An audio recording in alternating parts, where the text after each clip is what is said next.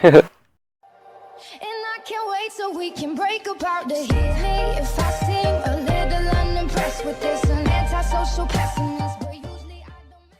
What's going on, guys? Derived here. I got a brand new video here today. Welcome back to another part of the series where we go over the secrets and line of sights on all the gunfight maps. Today's episode is King, so let's get right into it. And really quick before this video starts, I just want to briefly mention that I am postponing the documentary about myself that I promised in my year in review video or my decade in review video. I don't remember which one it was, but one of those videos towards the end, I did say that there's going to be a documentary about me that I personally filmed. It's a self-made documentary. Everything is edited on my own, and I filmed it all on my own. And I've decided that I'm going to postpone that because it wasn't until recently I decided to change like the theme or the tone. I'm just not happy on how it turned out, so I'm kind of like redoing it, just like editing it. I just wanted to briefly mention that just in case anyone was curious about that. I did promise it was going to come out at the end of January, and it's pretty much the end of January. And yeah, I've decided to postpone it because I'm not happy on the way it turned out, so I'm just redoing it, and I'll release it whenever I feel like it's ready, and right now it's not ready. So also, before this video starts, I just wanted to say that I already went over this map in private match earlier, and I was trying to look for certain secrets and line of sights, and honestly there is pretty much nothing on this map. There's only a few spots that I was like debating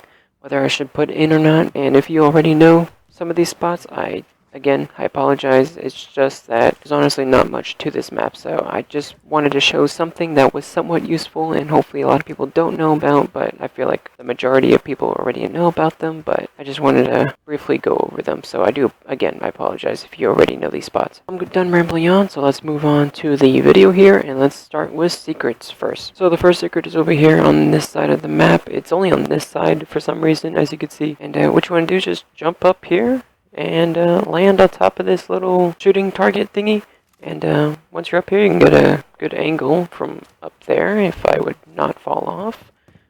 It's a pretty cool spot. A lot of people definitely don't really use this spot right here, but you could also, I don't know why I'm jumping because I already know that you can just walk across. You don't have to jump. It looks like you have to, but you don't have to. You can just walk across, which is cool. You can get a good angle from up here. So that's going to be it for that secret. So let's move on to the next secret, which is actually right next to it, which is this thing right here. What you want to do is jump up top. I feel like a lot of people already know about this, but just in case if you don't know, you can easily mantle up top. Again, I feel like a lot of people do know about this, but for those who don't know, I do recommend you use this jump strategy. It's definitely useful in certain situations. So yeah, that's all I wanted to show to you guys. It's basically, you can mount up on any of the four sides right here. So you got this side, and this side over here, and that side. You could also just like do a nice little head glitch right here if you wanted to as well. And also, here's another secret that has to do with the little four-corner sandbag thingies here. A lot of people don't know about this. A lot of people usually just like mantle up, and this takes too long in my opinion.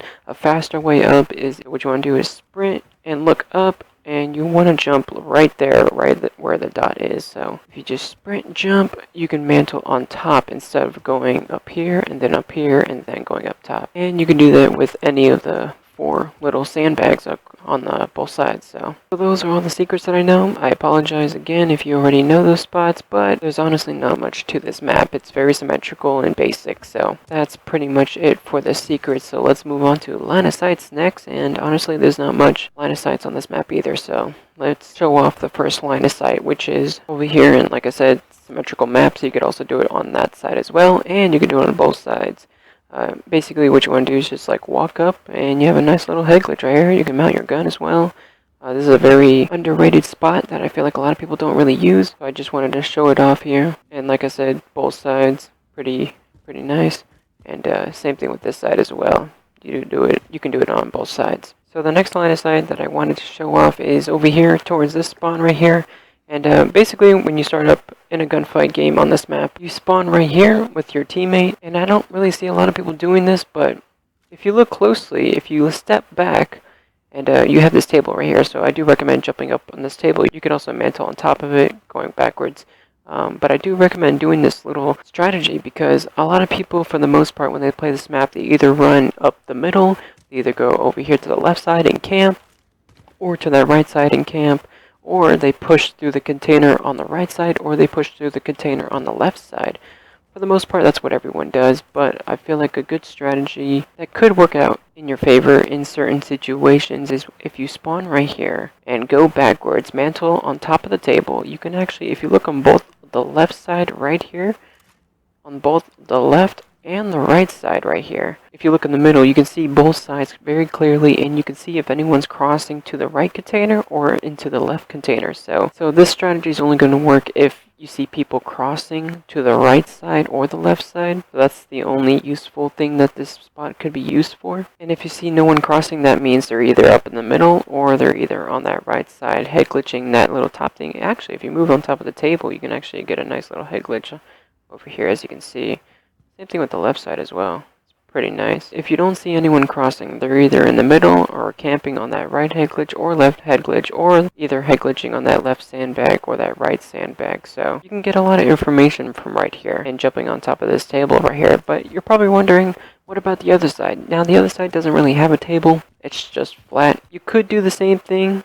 As you can see, you can see the left side, and you could also see the right side. But the table on the other side has an advantage. You have a little bit of a height advantage on the other side. So this side, you don't have a table at all. It's just flat. So you could see the crosses regardless of a table, but it's not really the best spot to use. I do recommend using the other side. Now, the next line of sights, I was debating on whether or not I should show it or not, and I kind of don't really want to show it, but I do want to show it like briefly, if that makes sense. I feel like these line of sights are only good in certain situations, and they're pretty rare when they do happen, so I'm just going to go over them pretty quickly. So on both sides, there's these stairs in the middle, and you could crouch right here, get a nice little head glitch right here on both sides, and the same thing goes with the other side as well.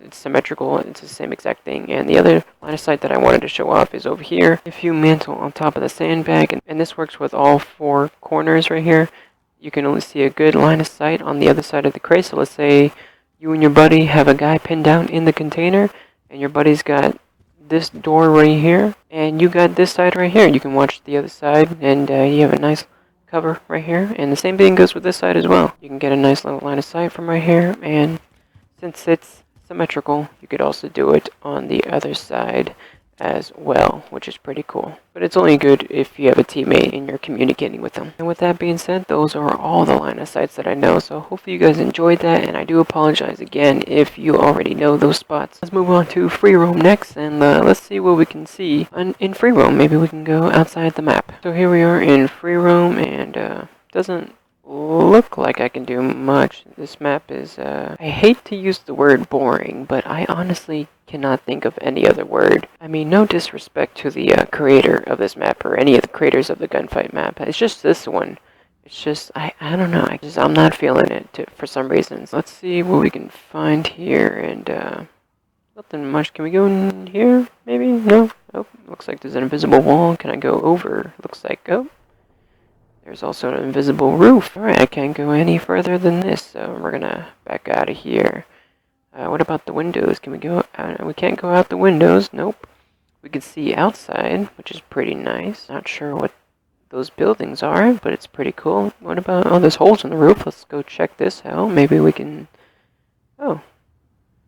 This is pretty nice looking. It looks kind of tilted. It looks like the map is slanted a little bit. Very interesting as I look up in the sky. Oh yeah, it's much more clear if I look up. It's really cool. What about the other side? There's holes over here. Maybe we can we see what's over here? Am I allowed to do that? I can't get a better angle than this. There's the other side of the map. Again, it's slanted for some reason. What about these windows right here? Can I... it doesn't look like I can do much. I'll be honest, I've been flying around the map for the past 5 minutes, and I cannot find anything that's worth showing for you guys. I mean, you can't even leave the area, can't even leave the warehouse. You're just stuck inside this warehouse. I feel claustrophobic. I can't even go in here. What the heck? Closest that I got to getting outside was over here.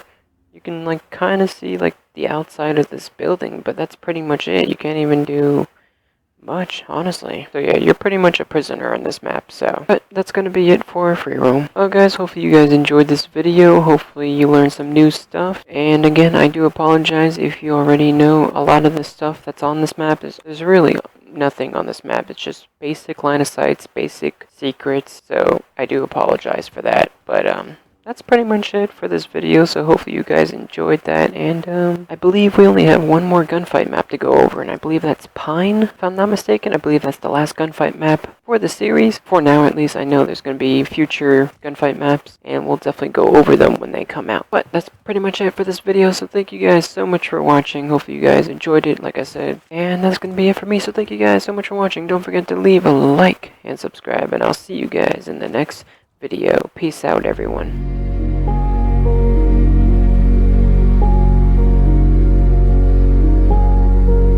I'm gonna try to work on my flex shots here. Let me see what I can do here. Oh, that's pretty good. I think the definition of greatness is to inspire the people next to you. I think that's what greatness is or should be. It's not something that lives and dies with one person. It's how can you inspire a person to then in turn inspire another person that then inspires another person. And that's how you create something that I think lasts forever. And I think that's our challenge as people, is to figure out how our story can impact others and motivate them in a way to create their own greatness.